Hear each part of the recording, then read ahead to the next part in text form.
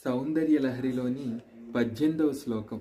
తనుఛాయాభిస్తే తరుణ తరణి శ్రీసరిణిభిః దివం సర్వాముర్వీం అరుణిమనిమగ్నాం స్మరతి యః భవంత్యస్యత్రస్యద్వన హరిణశాలీన నయనాః సహోర్వస్యావస్యాః కతి కతి న గీర్వాణ గణికాః అంటున్నారు శంకర భగవత్పాదుల వారు.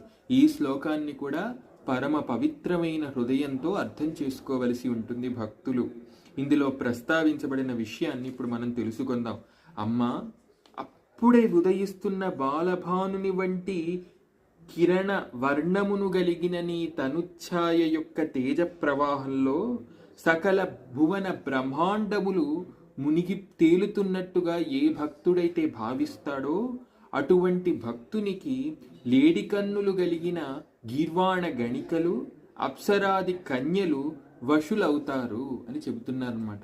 అంటే సకల ప్రకృతి శక్తులు ఇటువంటి భక్తునికి వశులై మెలగగలరు అనేది ఈ శ్లోకం యొక్క ఆంతర్యము. శ్రీమాత్రే నమః. శ్రీ శివాయ గురవే నమః.